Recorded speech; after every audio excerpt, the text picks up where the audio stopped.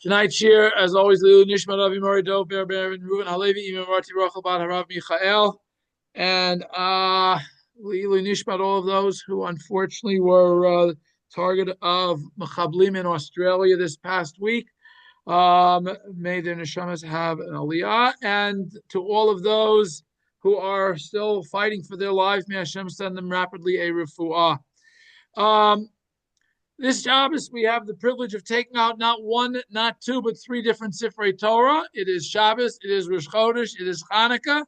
But we're going to, of course, as usual, focus on this week's parsha, which is the parsha that we virtually always read on Shabbat Hanukkah, parshat of MiKaitz, which basically continues the saga of Yosef and his brothers.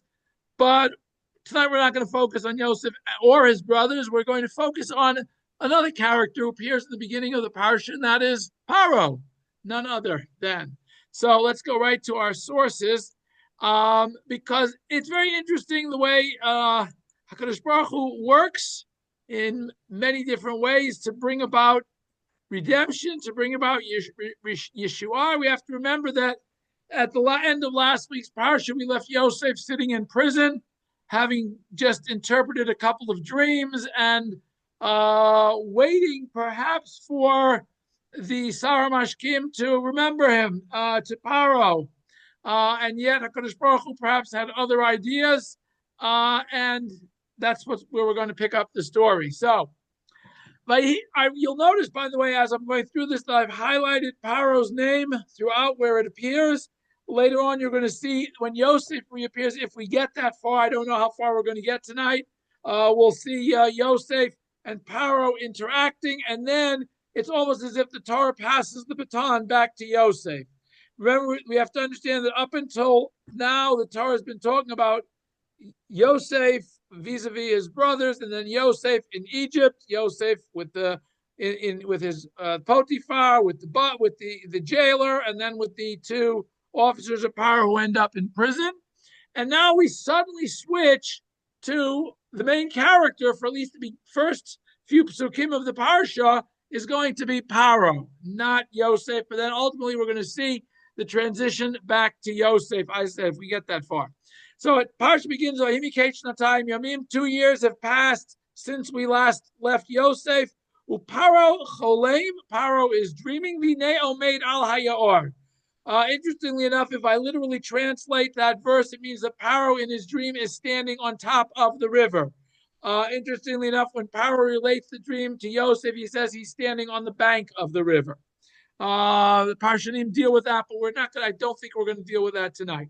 Behold, from the Yaor, and Yaor here means the river, but obviously all the Parshanim say it refers to the Nile.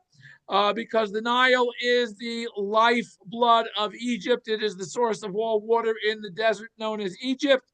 And it is the source of all of the agriculture that is going to be generated, which will produce food for the Egyptians. So it's called Yaor, the river par excellence, per se. 7 cows, beautiful looking. They start grazing. 7 other cows come up. I think we're all familiar with the dream. And ultimately, we read in verse 4 that in this Paro's dream, the emaciated, scrawny-looking cows eat the fat cows, and then Paro wakes up. By the way, interestingly enough, as the Torah relates the actual dream, it doesn't tell us what happened to the scrawny cows after they ate the fat cows. Just as the Paro woke up from perhaps the shock of watching these cows eat each other, we don't know. But Paro wakes up. But he falls right back asleep in verse 5. He falls back asleep. He has a second dream, or he dreams for a second time. It doesn't say that he has a second dream. It says he dreams for a second time. And we'll see in a minute how that Paro realizes that. What about that? And in this second half of the dream, there are 7 stalks coming up on one. There are 7 sheaves growing up on. No, shibolim is what's the word I'm trying to think of? Boy, I can't think of my name here. There are 7 ears of grain growing up on one stalk. which are very full looking, and then 7 poor looking, wind blasted, very, very emaciated. Again, boy, my brain is not working tight. Shibolim, ears grow after them, and the ears that are emaciated and thin eat the 7 healthy ears, and then Paro awakens. And now, interestingly enough, the Torah adds V'hinei chalom. It is a single dream, only one dream, even though he has the same dream in 2 different appearances. It's the same dream. Torah says, Vahiba boker. So Paro wakes up in the morning. Vatipaem rucho. Now, interestingly enough, the word vatipaem literally means his heart was sounding like a bell, or his spirit was like a bell. Vayishlach vayikrat kol chartumei Mitzrayim et kol chachamei. He calls all of the wise, the chartumim, the magicians, sorcerers, and the wise men. And Paro tells them, now it's interestingly enough, Paro, if I saper Paro lohem et chalomo, Paro tells them his dream singular, bein poter otam leFaro, but there was no interpreting them to Pharaoh. So we see already in the verse there's a contradiction between the chalomo singular, otam plural.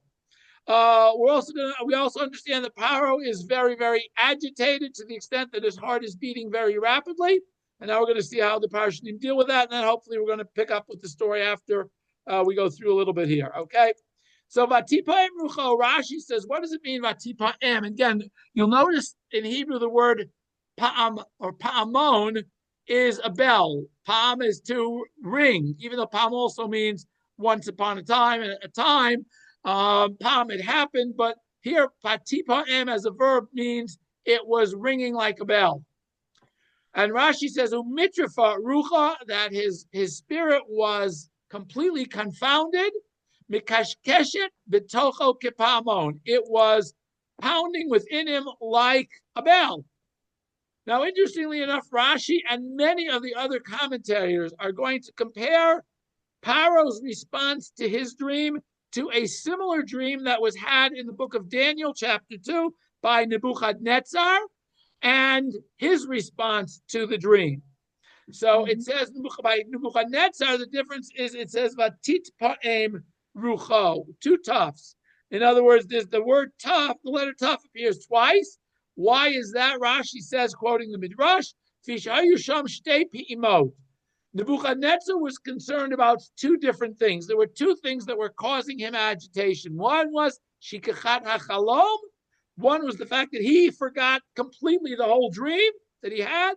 2 was Halamat Pitrono, the fact that he forgot completely, or had never been revealed to him, what the interpretation of the dream was. So Nebuchadnezzar has 2 things he's worried about and needs help understanding. Paro seems to only have 1, because we see very clearly that he remembers the dream. He just forgets what the interpretation was, or is seeking the interpretation thereof.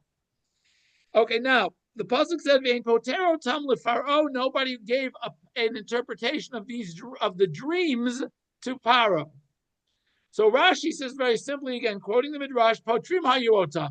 They had all kinds of wonderful interpretations, or not so wonderful interpretations. Aval lo leParo.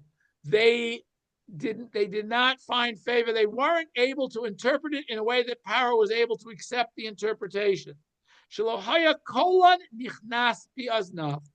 In other words, he did, even though he heard what they were saying, he did not accept it. He was not willing to let it enter his ears. The lohaya lo korat ruach b'pitronav. He was not satisfied with the interpretations that they were giving. Shayu omrod. They would say to him, Sheva banana tamoli, Sheva banana takober. You're gonna have 7 daughters, and you're gonna bury 7 daughters. Which again, Paro said, that's not what the dream means. Come on, let's get serious. Let's get real here. That has nothing to do with children. But we're going to see later on some of the Parshanim. We'll try to understand why they came up with that interpretation. Now, before we go further, I want to go back to last week's Parsha for 1 minute to talk a little bit about dreams interpretations of dreams. I want to quote three verses, from last week's parsha where the two officers had dreams and they relate them to Yosef. So firstly, when they wake up in the morning, Yosef sees they're agitated. He says to them, each had a dream, ish kapitron chalomo. Each one according to the interpretation of his dream. Now, I can take that phrase to mean a very number of different things, but one of the possible interpretations of these three words is that each person not only dreamed the dream, but while they were dreaming, they understood the interpretation of the dream. It's only after they wake up that they forget the interpretation of the dream, because it literally means each man, kipitron, according to the interpretation of chalomo, of his dream, which would say that they had a dream, he had a dream, and the interpretation of the dream within the dream itself.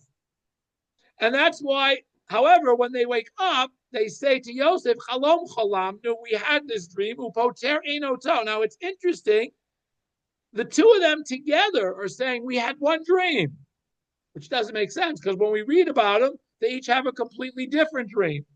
So there's one midrash that wants to say that each of them had a dream in which the other one's dream included the interpretation of the other one's dream, not the interpretation of their dream, but the interpretation of the other officer's dream.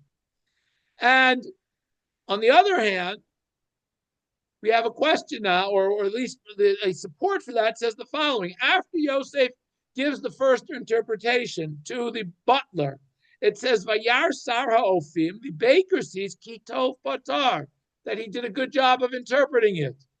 What does that mean? It was a good interpretation. How did he know it was a good interpretation? So the Midrash wants to say that the interpretation of the butler's dream was part of the baker's dream.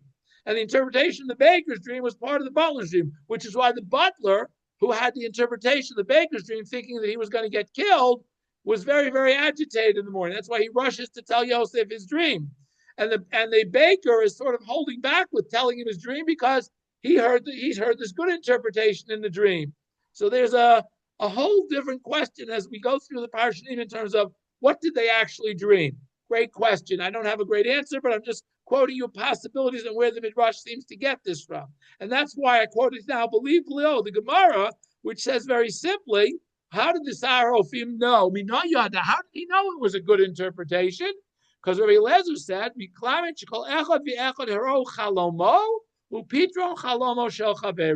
each one in their dream saw their own dream without an interpretation, but they saw the interpretation of the other guy's dream. So that's how he knew it was a good interpretation. Okay, let's get back to our pasuk here where we're talking about Paro and his heart is pounding. Okay, Pharoah is very simply a Yamaka Libo Bikirbo. His heart was pounding, pounding, pounding. And he brings a verse from a pasuk not relevant. Nebuchadnezzar on Nemar Batit Po'em Rucho Chanela Mimenu Chalom Upitrono. Again, as we said, Nebuchadnezzar is missing two things. A dream, he forgot what the dream was. He doesn't have any clue what it meant, but he knows that it was an awesome dream and he really needs to find out what it means. Whereas with Paro, he remembers the dream, but still wants to know what it means. Okay, the Ein Poter Otam. Remember, the verse said nobody could interpret them for Paro. Even though Paro tells them his dream singular, the interpreters were unable to interpret them, the two dreams. And Pharoah says very clearly why they weren't able to come up with a good interpretation. Why? Because Sfurim Hayu, the interpreters, the Paro's wise men and his interpreters thought Shem Shnei Chalomot LeParo, that they were two different dreams that related to Paro. Al dato, so no, these were dreams. He was dreaming about something. He obviously had something on his mind when he went to bed. Maybe it was the budget. Maybe it was something going on in the overseers had come to him. They didn't know, but they thought it was two different dreams, and it was all whatever he was thinking about. I'll call Masha Omrim Nirba Einav Divrei Havai, and therefore, whatever they proposed to Paro as an interpretation, Paro said, that's nonsense. Leave me alone. Go away. So the fact that they could not see it as a single dream and combine the imagery of the two of them into one message was their downfall. That was why they were unable to come up with a coherent and meaningful interpretation of the dream. Chizkuni. Okay. Now, again, in the case of Nebuchadnezzar, Chizkuni says, what does it say? It says, I had this dream and it's causing me to, my heart palpitations here. That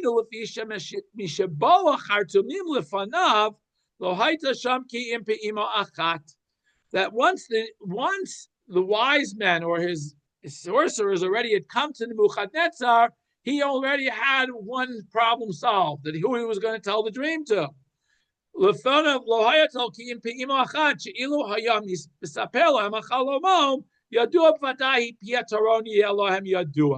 Because Nebuchadnezzar was not worried about the interpretation. He was sure if he could remember the dream and relate it to his wise men, they'd give him a wonderful interpretation of the dream. He wasn't worried about that the dream being so hard to interpret. Ella, what was his problem? His problem was he forgot the dream. However, Paro, who did not forget the dream, he only forgot the interpretation. So, Paro needs to find somebody to interpret it.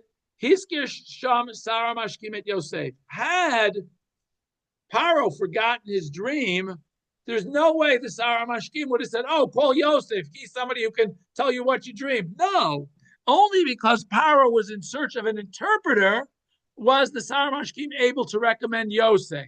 And that was what Hashem wanted to happen, that Yosef should be recommended, and that's what would happen.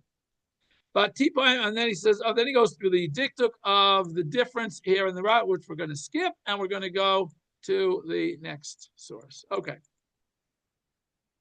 Torah Moshe. This is the Chatam Sofer says the following. Vatipa Ein Rucho. Again, he is very, very worried. Yesh Lomar.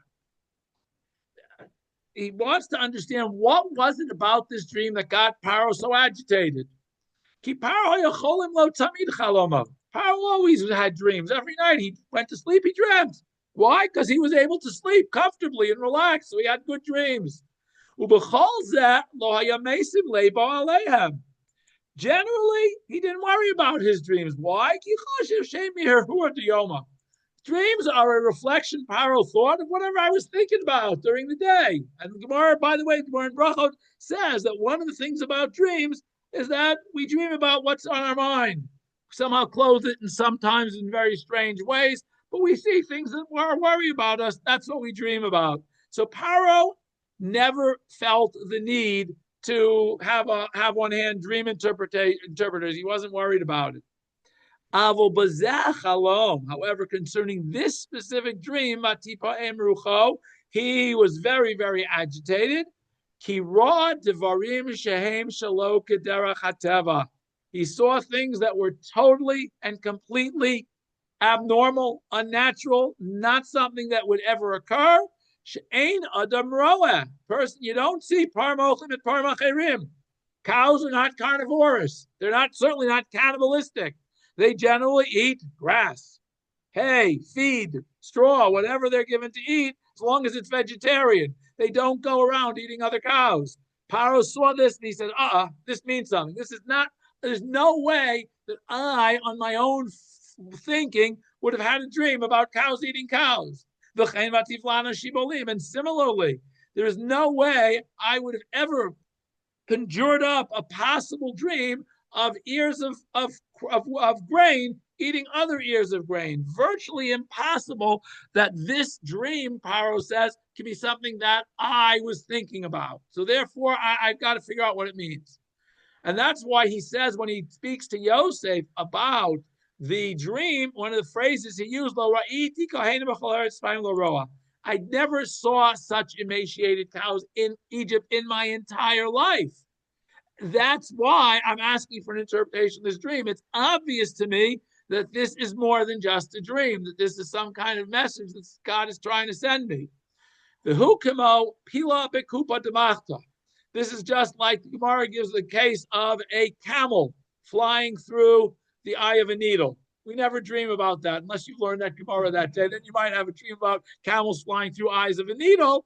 But therefore, the Chatam Sofer is the reason that Paro is so completely agitated is very simply because he is dreaming something that he has absolutely fully convinced that there's no way I could have dreamed this unless somebody's trying to tell me something. Okay. Keter Yonatan. Keter Yonatan, just for those, is a Hebrew translation of Targum Yonatan, which is a Targum and a commentary on the Torah, as well as Nach, Targum Yonatan. And here's how he looks at this verse. Vayiba boker. This is the way he translates the verse. It came in the morning, Nitra Farucho. Paro is completely confounded and agitated. He calls all the wise men. Now, interestingly enough, he translated the Paro tells them the dreams, even though in the verse it says the single dream. Nobody could come up with the interpretation. Now, this is why I wanted to quote this Keter Yonatan for the last line. Why weren't they able to figure it out? It's not that hard. Once Yosef figures out, we all say, of course, anybody could have seen that, right? Simple, right? Cows, grain, growing on the river. Of course, it's obvious relating to Egypt's food supply. Why? Ki milifnei Hashem niso min biglal. Hashem did a complete circle for all of Paro's wise men. Why? Because it was time for Yosef to be freed from prison. It's the only reason. Normally, any other case, the interpreters would have come up with a good interpretation. The reason they couldn't now was because HaKadosh Baruch Hu turned them around so they couldn't come up with a good interpretation so that Yosef would be freed. Thought that was a very interesting way of looking at the pasuk and this whole story. Although again, when we look at it from Yosef's perspective, from our perspective, it seems very clear. But the question is, why couldn't they come up with a good interpretation? They didn't know that Yosef was sitting in prison waiting to get out, certainly. So I thought it was interesting, Keter Yonatan. Anyway, Orach Chaim Kadosh. Okay, then Potero Tom LePharaoh. They would not find, there was nobody who could come up with the right interpretation that would suit Pharaoh, that would be acceptable to Pharaoh. Amar. Now, interesting enough, as I said at the beginning, it says that Pharaoh relates the dream singular, and they cannot come up with the interpretation of the dreams plural. Amar Otam. The reason the pasuk says that they could not find an interpretation for them, because it says that there were two dreams. He goes to sleep, he dreams, he wakes up, he dreams a second dream. Even though the verse says Paro relates them his dream singular,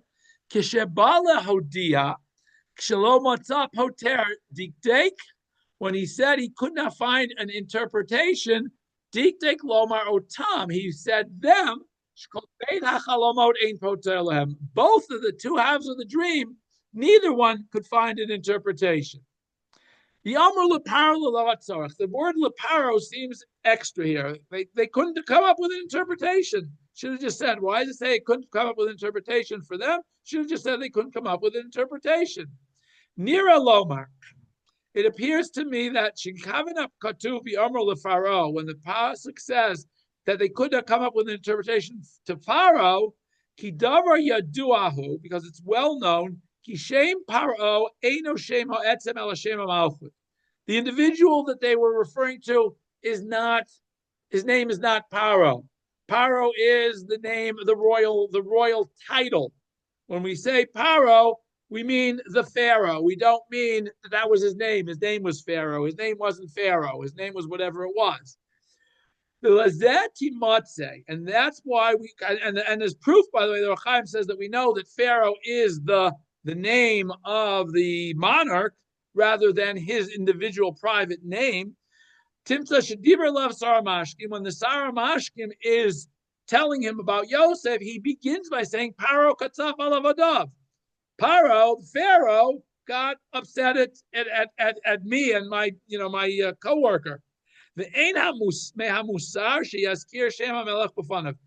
Keseder Zeh. Obviously, he did not refer to Pharaoh by his proper personal name. He clearly once said, "Hey, Pharaoh, Chaim, you got angry at me." No, he said the Pharaoh.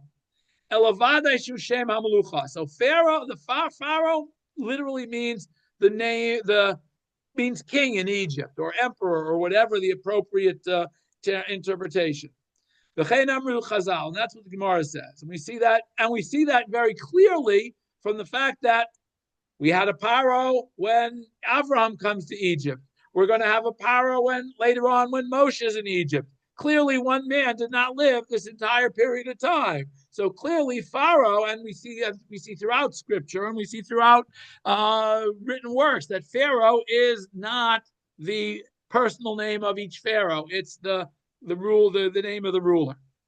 So what Archaim HaKadosh wants to say is that is adding the word LePharaoh is trying to explain why they weren't able to come up with a meaningful interpretation. The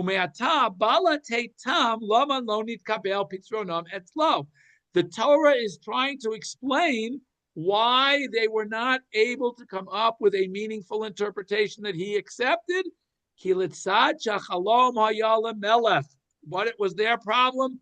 Their problem was they were dream interpreters, as though this was a guy on the street and they were interpreting some guy on the streets in a dream, not the ruling monarch's dream. And the ruling monarch's dream has to be something relating to something else than the monarch himself.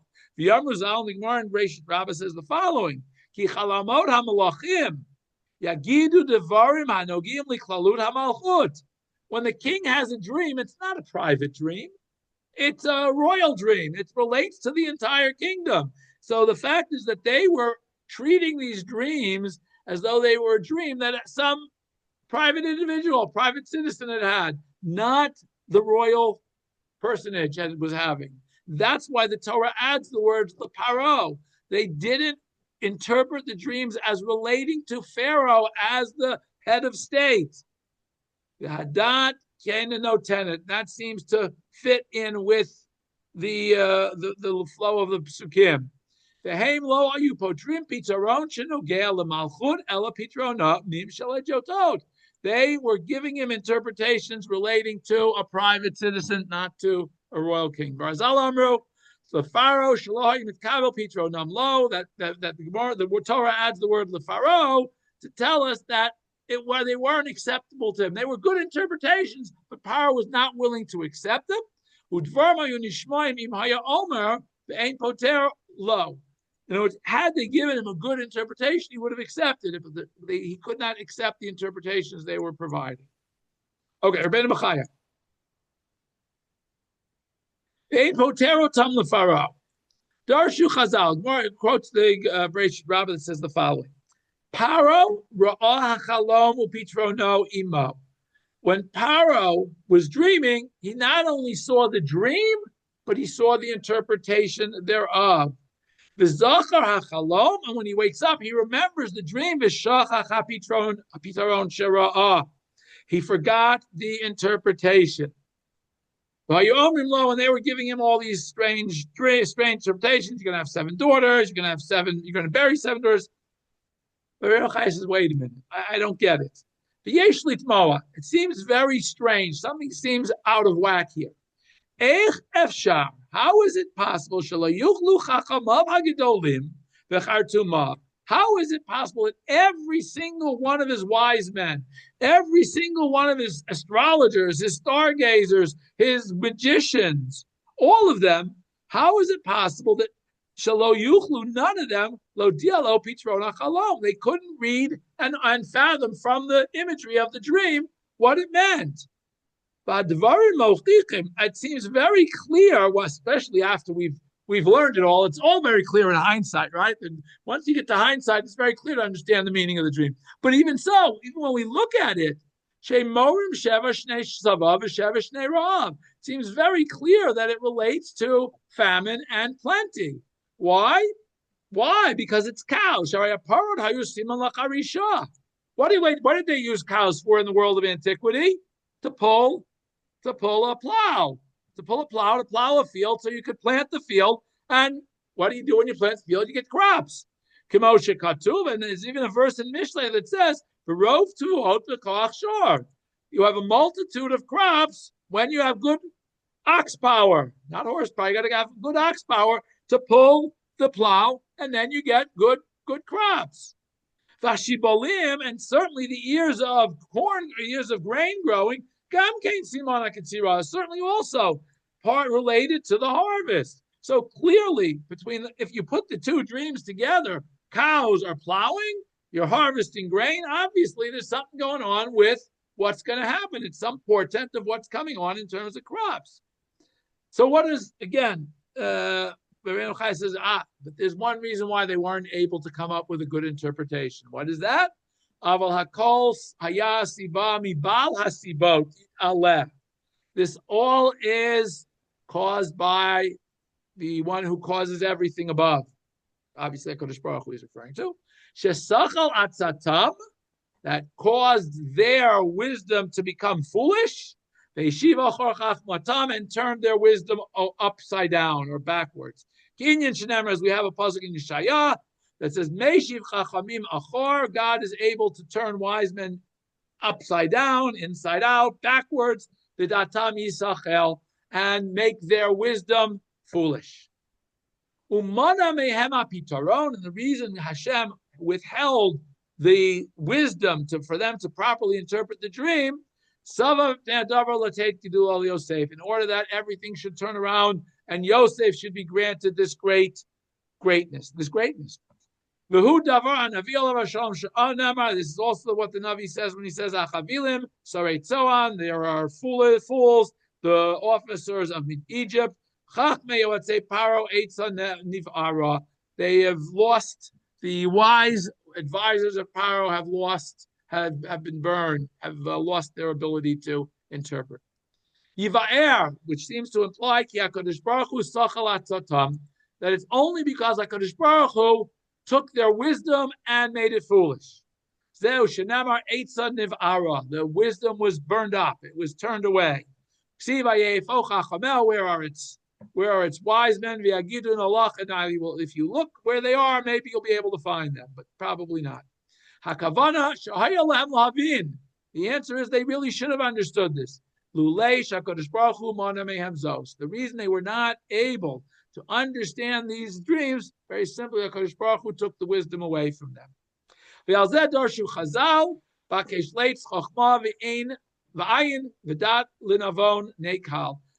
the fool seeks wisdom, he won't find it, and wisdom for those who are wise is easy to find. Okay, Bakesh Leitz Chachma V'ayin, the fool seeks wisdom and can't find it. This refers to Paro's wise men. The Dat L'Navon Nakel, and wisdom to the wise is easy, seems easy. Zeh Yosef. This refers to Yosef and his interpretation of the dream. Okay, so I wanted to focus on this aspect of Paro, realizing that there's something about this dream because of its unique nature, and his wise men, again, because HaKadosh Baruch Hu takes away their wisdom, unable to translate it, and yet Paro doesn't give up.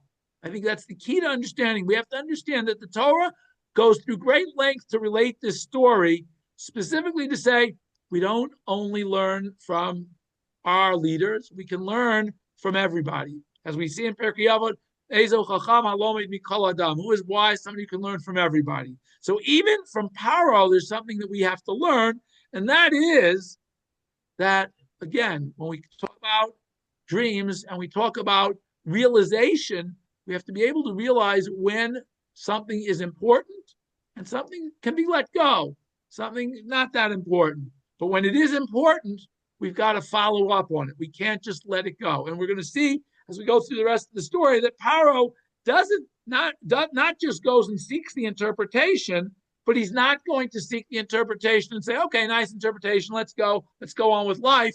he's going to take very concrete steps to make sure that they're able to, with that the reason, again, that the Pharoah reasoning is that this message was sent to me for a reason. I've got to do something about it. Now we're going to see as we go through the story, I wanted to focus really on the where we see Paro is the one who is leading the story. He's the driving force. Yosef is going to show up. There's going to be some give and take between the two of them, and we're going to see the baton passed back from Paro to Yosef as we go through the story very, very clearly. Okay, so Paro can't find an interpreter. His dream interpreters are useless. Suddenly, his cupbearer speaks up, and he speaks to Paro and says, "Et chatoai maskir hayom." I remember I sinned. I'm going to have to remind you of the fact that I sinned. I did something wrong.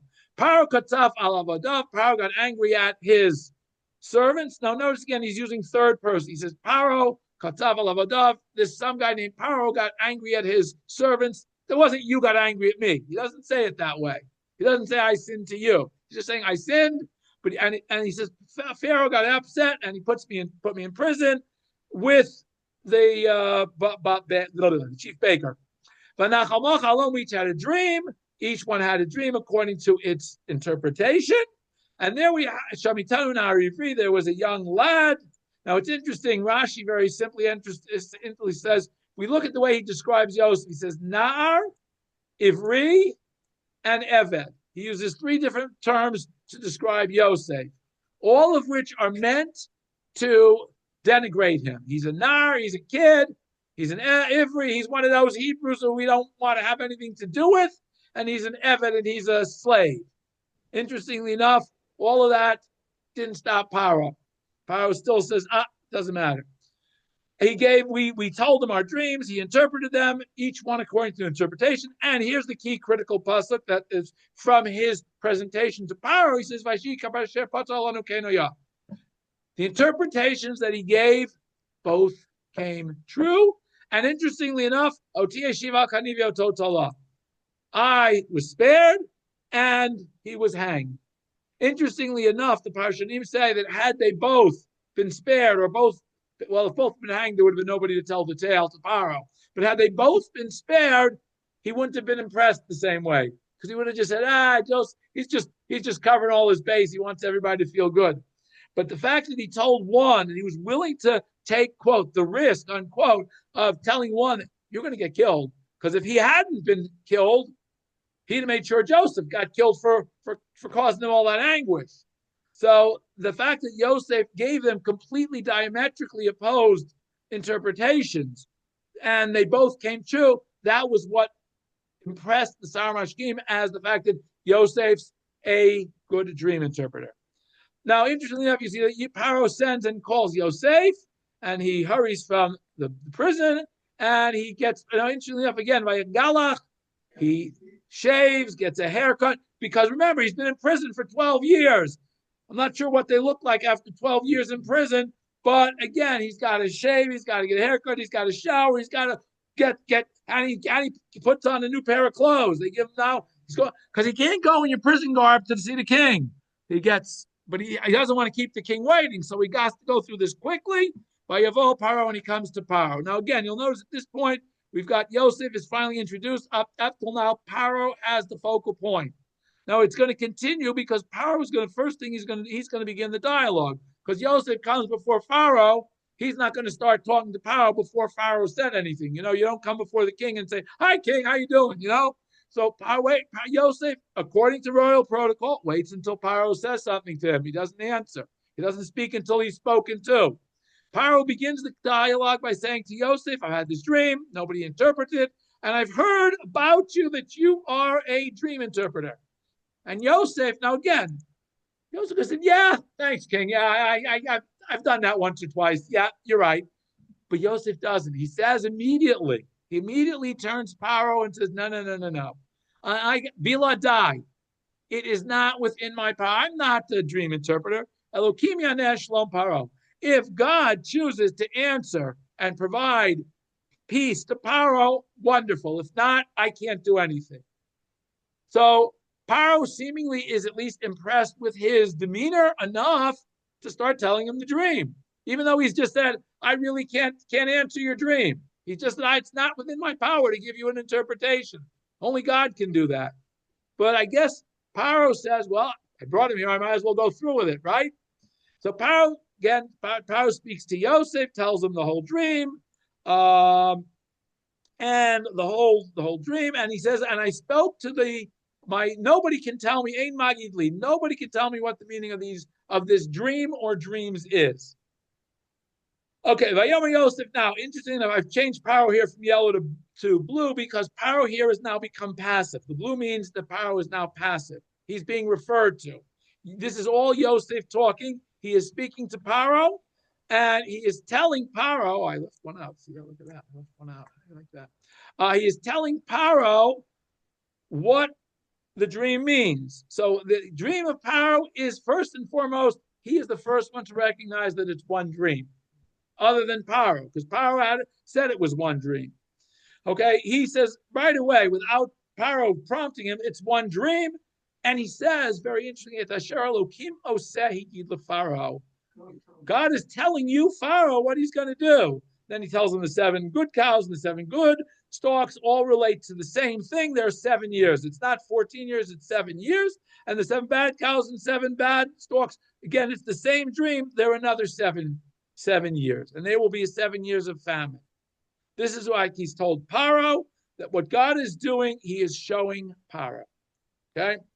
And then he tells him what it means. And then the kicker, the final thing that everybody else could not understand is, why do I need 2 dreams if it's the same dream? Why do I need it twice? What do I need the dream for twice if it's the same dream? In verse 32, Yosef gives him a very, very solid reason why the dream has been repeated.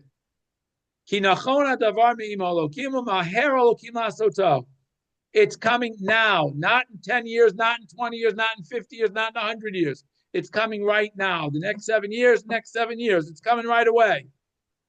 Now, interestingly enough, we get to verse 33, where, again, Yosef is still talking. He hasn't passed the microphone back to Paro yet. He's still talking here. And he says, now it's up to you, Pharaoh. You've been given this message. If you want this message to be meaningful, you've got to take some action. You've got to appoint a wise and discerning person to be in charge of the land of Egypt. He's going to collect supplies during the next 7 years. And Yosef gives him an amount. He says you have to take 20% of all crops during the next 7 years. Now, why does he figure 20%? Where does he get this 20% crop? Because the reality is, in a year of plenty, you eat twice what you normally do. In a year of famine, you eat half of what you normally do. So the ratio of year to plenty to year of famine is 4-1. Therefore, he says, if you take 20% of all the crops that grow in the years of plenty, you'll have enough to get through the 7 years of famine. But you have to collect all of this, not leave it to private individuals to collect. You have to collect it, and it has to be in Paro's storehouses, and they should be guarded, because there's going to be a run. Once the 7 years over and everybody runs out of their food, there are going to be runs on it. So you're going to have law enforcement, he says. But this food should be set aside, not to be used during the 7 years of plenty, not to be touched for the 7 years of famine that are going to be in Egypt, so that the land should survive. Now, as I said, that's all Yosef. Now, Yosef's name only appears, as I said, at the beginning once. So Paro's still the focal point here. Yosef has just told him what his dream meant, and now Paro says, okay, you're absolutely right. I got to start doing some action. So firstly, it says, Paro says, that's right. It rings true. It's got to be the right interpretation. Now, again, if we go by the Medrash that says Paro not only dreamed the dream, but dreamed the interpretation, it's obvious why he thinks it's the right interpretation, because he's already seen that in his dream, and now he remembers, right, that's exactly what they told me in the dream, that's what it has to be. So therefore, Paro says to his servants, if we were to look, would we find anybody else who is so filled with the Spirit of God? Paro tells Yosef, and again, we see now, we're going to see, Paro's going to speak to Yosef. He's going to appoint him in charge of everything. And he wants him to go out on a parade to be introduced to the people. Before he does that, he takes his signet ring, gives it to Yosef, signifying that he's now the prime minister. He's in charge of all the king's affairs. He has big day shesh. He gets fancy clothes, linen garments, which is what the royalty wore in Egypt. And he gets a golden chain, which presumably comes with some nice fancy purple cloak attached to it, I would suggest. And he gives them the second highest chariot in the kingdom, and et cetera, et cetera. He goes on parade and gives them basically everything. And now we switch. Paro now, after this, is not going to appear as a character again till much later in the story when the brothers show up. That's it. We're now finished. We've passed the baton. Paro's had his 3 minutes in the Torah, his 15 seconds of fame in the Torah, and now he moves from the scene gracefully, and he's handed it all off to Yosef. And then Torah tells us Yosef was 30, and he goes before he leaves, and he becomes the overseer of the food and collects all the food for the entire 7 years, has 2 sons, et cetera, et cetera. But now the parsha switches back to the main character, of course, Yosef. So basically, we had this whole digression just to tell us about the dream. And again, it seems very strange to us. Torah spends all the same. Korah said in 2 short psukim, Paro had a dream. He calls Yosef to interpret it. Yosef interprets it, and that's it. The Torah goes through all of this simply so that we can see the hand of God, in the fact that they can't come up with an interpretation. The fact that the butler remembers Yosef, and despite the way that the butler disparages Yosef in terms of who he is, Paro nonetheless accepts that he's the one who's going to be in charge, despite his tender age, despite the fact that he's a Jew, despite the fact that he was up until now in prison. All of that is irrelevant. He's now elevated to the number 1 or number 2 position in Egypt, in all of Egypt. And that clearly is to show us that Hashem is watching out for Yosef, but also that everything that is orchestrated, this entire story of Yosef, we're from last week's parsha, where the brothers don't like him and end up selling him, all of this has an underpinning of God steering the way to fulfill the promise that he made to Avram, that we were going to be enslaved, we were going to be redeemed, and HaKadosh Baruch Hu, despite the fact that we think we can thwart what HaKadosh Baruch Hu wants, ultimately it's HaKadosh Baruch Hu's will that will be done. And we see this clearly through the hand of Paro and how this whole story is narrated by the Torah at great length to teach us that important lesson that Hashem's hand is there. And when we understand that, and when the Goyim, we see here it is, it's Paro.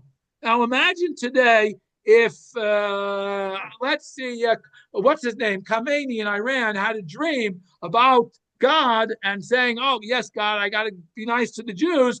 Imagine how he would respond to that.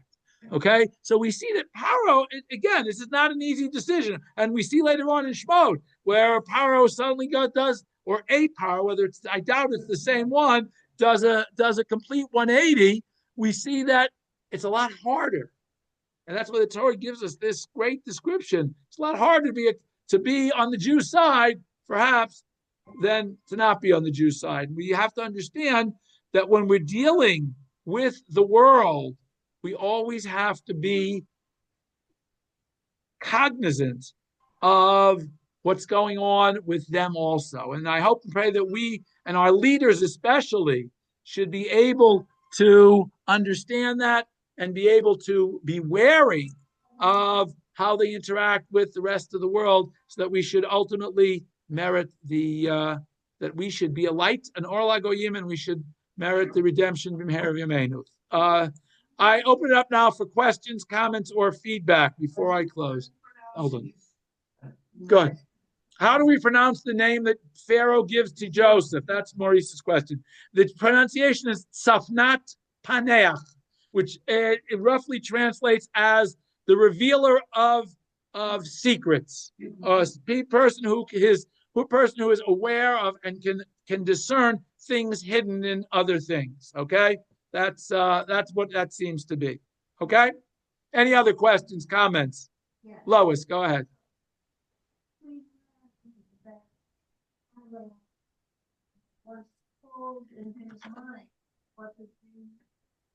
Where do we get the idea? Lois' question. Where did the Midrashim get the idea that Paro had in the dream? He was given the interpretation of the dream. We get that.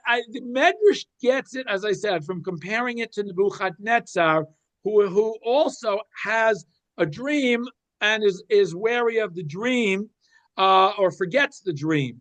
Interestingly enough, and I forgot who it is. I had enough more parshat, but the only reason I didn't quote him because of my time. So it's getting late. But I forget who it was. Suggests that the reason that Hashem allows Pharaoh to remember the dream is because the fact that Yosef's interpretation is going to happen very soon. It's his veracity is going to be verified very shortly. Whereas in Nebuchadnezzar's case, the dream has a much longer time frame. So had he remembered the dream, and Daniel just interpreted the dream, everyone said, come on, anybody could have made up an interpretation. Well, you make up an interpretation that goes on for thousands of years because you don't trust yourself. See here, so the fact that in order to prove that Daniel was truly being sent by God, he had to be able to know what Nebuchadnezzar was dreaming. Yosef didn't need that. All he needed to do was come up with the interpretation because it was going to happen right away within his lifetime, as opposed to that. But the Medrash gets this idea from the fact that, as I said, how does Pharaoh know that this is the right interpretation? Okay, he's completely, firmly, 100% convinced that this is absolutely the correct interpretation. So that's why the Medrash wants to suggest that he knew the interpretation but had forgotten it. That's where the Medrash gets that idea. Okay? Okay. I think that so go ahead, more. Started telling him that they're and then they're going to bury 7 daughters. Yes. Didn't jive with the fact that there were fat cows and thin cows. Wait, excuse me. Why is it that the daughter? Why did they pick daughters at 7? That exactly. Maurice, how does the 7 daughters being born and bearing 7 daughters have to do with 7 cows? Exactly. The answer is because the word for cow is par, and what do you need daughters for? You need daughters to have grandchildren, which is peru urvu, lifrot, to have. That's what I didn't make it. I didn't make this up. I'm telling you, this is from the Parshanim. I didn't make this up. Okay. The reason they specifically mentioned Torah, why did they mention he's going to have sons and they're going to inherit his throne? And that would be even more of a tragedy if he's got 7 sons who are all going to be governors of different provinces and then they all get killed in war, right? That would have been much more tragic. But why daughters? Because with no women, there ain't going to be a next generation. So that's why the daughters are symbolized by cows because they mean the same thing. I don't know how you say cow in Egyptian and whether it has any relationship to what fruit to be fruitful. But again, it's a nice midrash. Okay.